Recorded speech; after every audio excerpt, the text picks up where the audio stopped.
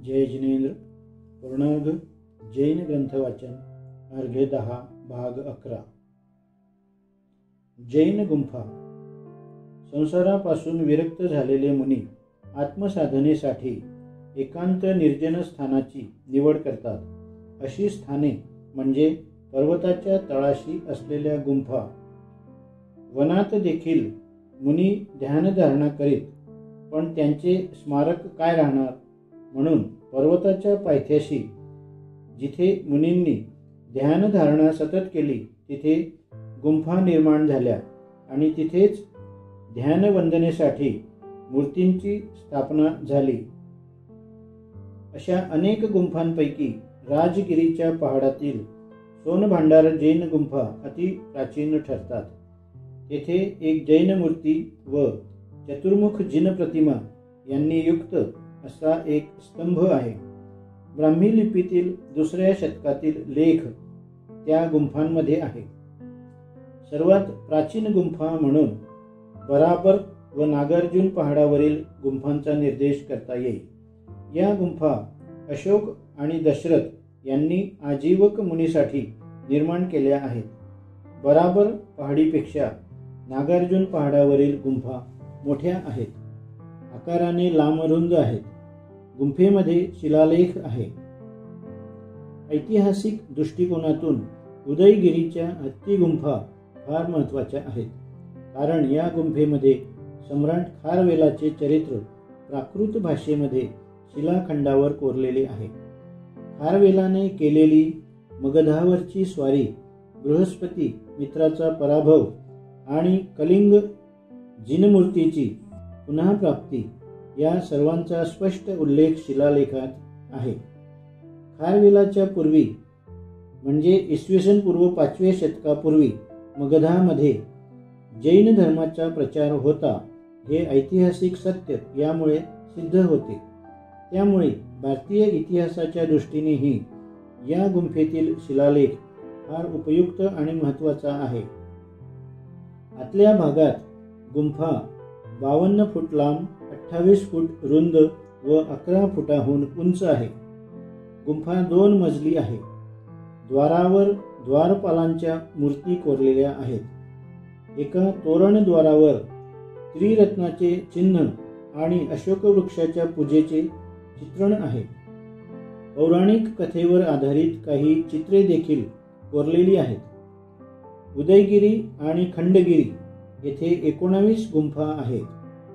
10व्या शतकातील एक लेख खंडगिरीतील गुंफेमध्ये आहे. जुनागड येथील गुंफा इसवी पूर्व 2ऱ्या शतकातील असाव्यात.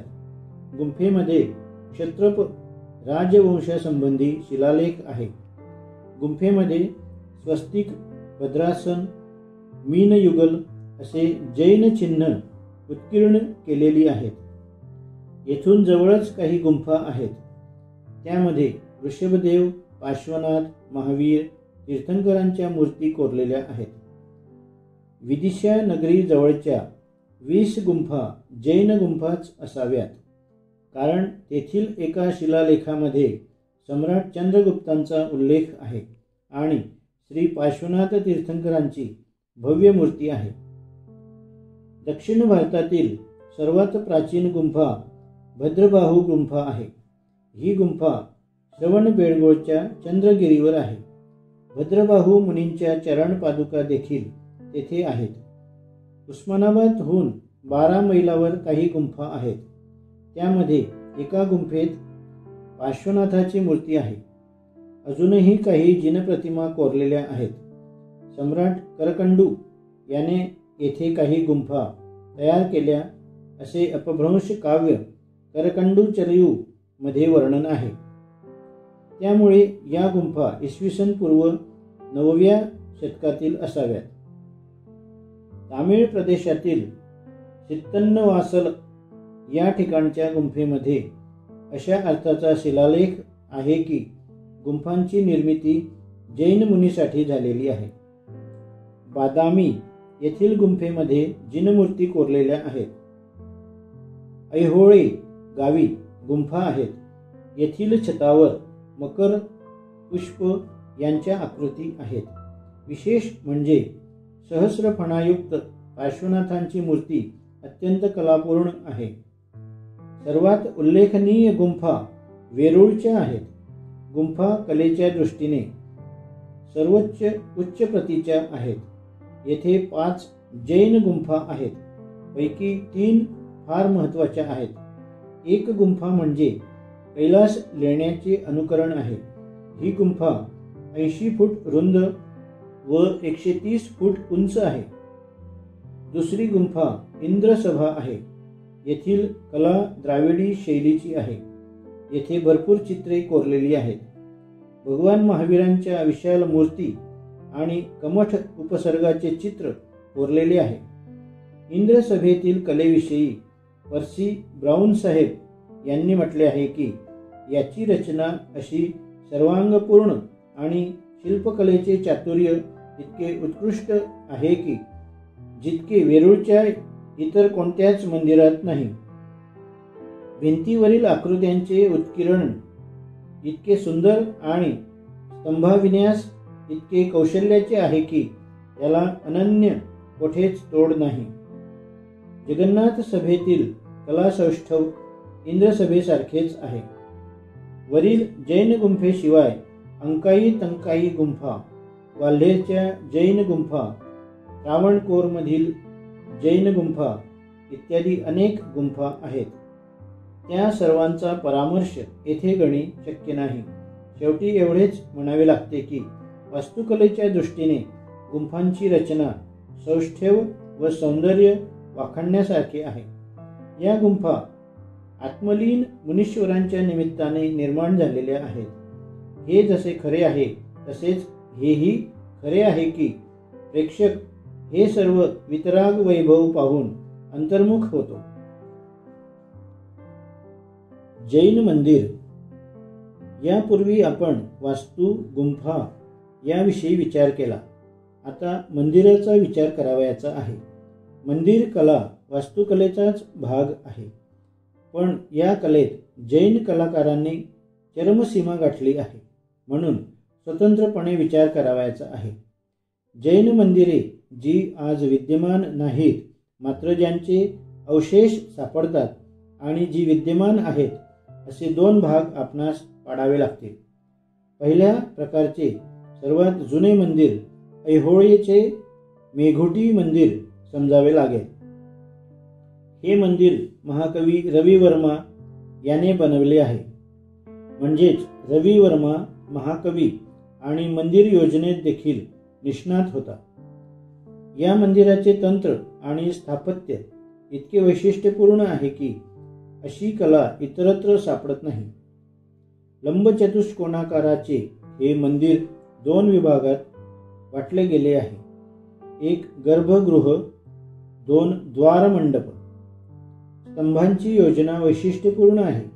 शैली इतकी अलंकृत आहे की तिचे अनुकरण पुढे अनेकांनी केलेले आहे.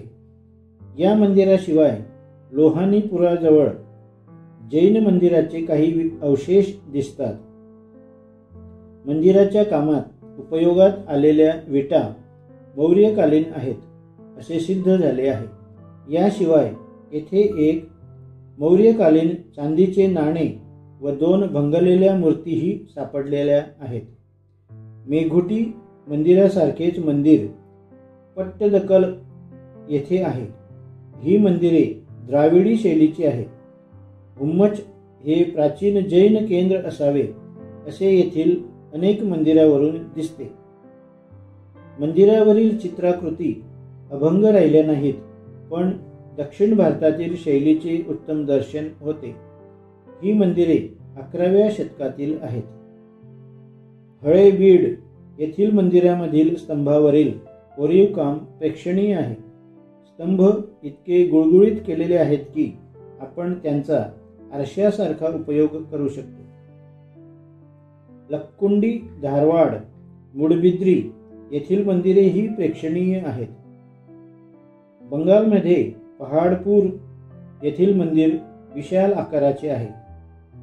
4 विशाल प्रवेशद्वार, विशाल प्रांगण, 350 फूट लांबीचे सर्वतोभद्र मंदिर हे सर्व पाहिले म्हणजे अद्भुत कलाकृती आहे असे वाटते.